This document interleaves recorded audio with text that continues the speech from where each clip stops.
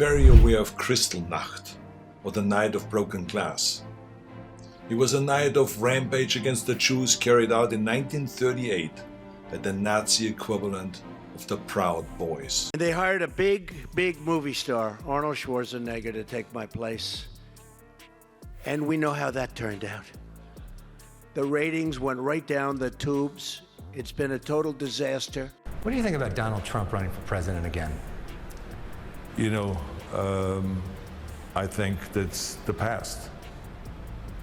And I think that we have to march into the future. Arnold Schwarzenegger just compared the Republican Party to the Titanic. But wait until you hear why he thinks Trump is the iceberg. Could this be the political takedown of the year? Stick around to find out how Arnold blends Hollywood action with real-world reality checks. Before we move on, I'd like to ask you a small favor. If you appreciate this content, please take a second to like this video and subscribe to the channel. Over 98% of you watch the videos without subscribing. It costs you nothing, but it makes a huge difference to us. So, did you click the subscribe button? Great. Thank you so much. Now, back to the video. Imagine this. Arnold Schwarzenegger, the man who spent decades obliterating bad guys on screen, just took a flamethrower to Donald Trump on live TV. As an immigrant to this country, I would like to say a few words to my fellow Americans. President Trump sought to overturn the results of an election, and of a fair election. You famously said that the Republican Party has a problem at the box office. I heard you equate the GOP with the Titanic. Explain. Arnold, I have a great idea. Why don't we switch jobs? You take over TV because you're such an expert in ratings, and I take over your job. And then people can finally sleep comfortably again. But instead of action-packed one-liners, he hit Trump where it hurts, comparing him to a fascist iceberg slowly wrecking the Republican Titanic. And trust me, Arnold didn't mince words. In his signature no-nonsense style, Schwarzenegger accused Trump of borrowing pages from the playbook of historical fascists, warning that his rise and behavior aren't just troubling, they're dangerous. He then painted the broader Republican Party as a ship so blinded by its course that it's heading straight for disaster. Classic Arnold. No filter, all impact. But this criticism wasn't just out of thin air. Schwarzenegger's harsh words trace back to his childhood in post-World War II Austria. While most kids were playing outside, Arnold was growing up in the shadow of a nation scarred by extremism. He saw the aftermath of what happens when people blindly follow authoritarian leaders, a childhood filled with stories of shattered homes, ruined lives, and regretful parents. It's hard not to draw lines between that backdrop and his comparison of Trump's rhetoric to Kristallnacht. President Trump is a failed leader. He will go down in history as the worst president ever. The good thing is that he soon will be as irrelevant as an old tweet. The only thing is that we don't have to go under completely. We don't have to wait for that moment. Let's change and let's go and be more open and go back to this kind of like a big tent idea of Ronald Reagan. And I think there are very talented people in this country on the Republican side that can run. So I will go, look in the future rather than in a rear mirror. For those unfamiliar, that event, also known as the Night of Broken Glass, marked a chilling escalation in Nazi Germany's persecution of Jews, with homes, synagogues, and storefronts demolished. It's heavy to hear someone link that to modern political behavior, but Arnold argued that alarming echoes of those patterns, scapegoating, anger, and division, are undeniable. And he wasn't just speaking to Americans. Schwarzenegger's critique didn't stop at the US. He pointed out how people overseas view America's political turmoil with a mix of shock and concern. Nations worldwide, he noted, are watching to see if America will course correct or if this is the new normal. His comparisons struck chords not because of their drama, but because the global implications are real.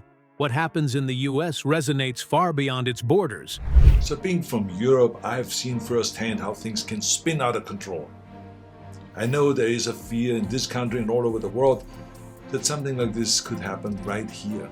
And we were losing them because we were not addressing those issues. So I was telling them, I said, look, the way you're going, being so anti, healthcare reform and being so anti-environment and stuff like this, we are losing and we are dying at the box office.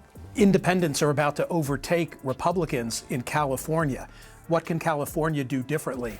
I think independents are going to take over the Republicans, they're going to take over the Democrats also. Before signing off, Arnold threw in one final punch, a warning about the corrosive nature of cynicism and selfishness in leadership.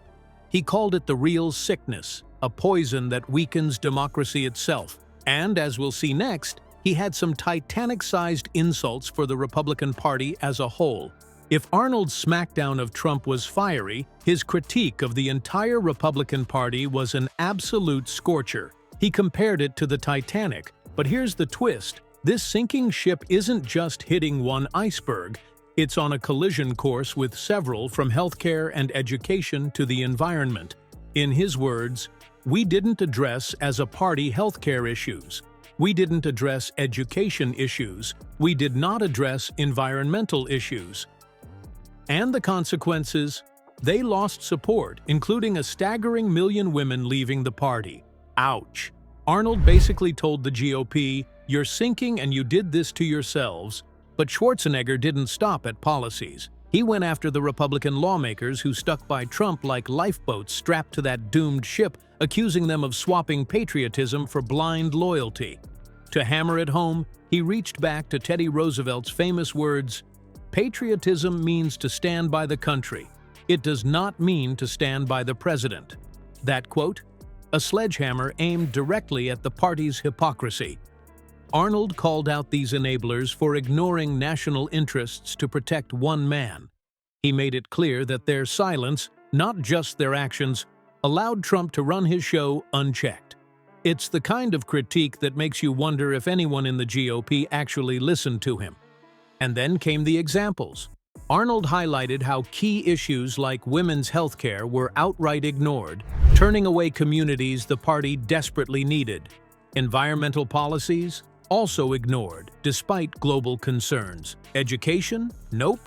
If you imagine a checklist where every ignored issue adds another hole to the GOP Titanic, that's pretty much how Arnold framed it. He painted a picture of a party so focused on wringing applause from their base that they ignored the very policies that could have kept them afloat. But Arnold also teased a solution. He argued the ship isn't beyond saving, but warned it would take cooperation and an actual plan to avoid disaster.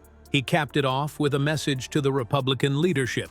Stop prioritizing personal power and start putting the country first. And that might just be the lifeboat they need. Arnold rounded out his critique with a surprising dash of optimism. He said, "America will always get out of this mess," urging leaders to abandon division and get back to solving real issues. For Arnold, it's about action, not political chest-thumping.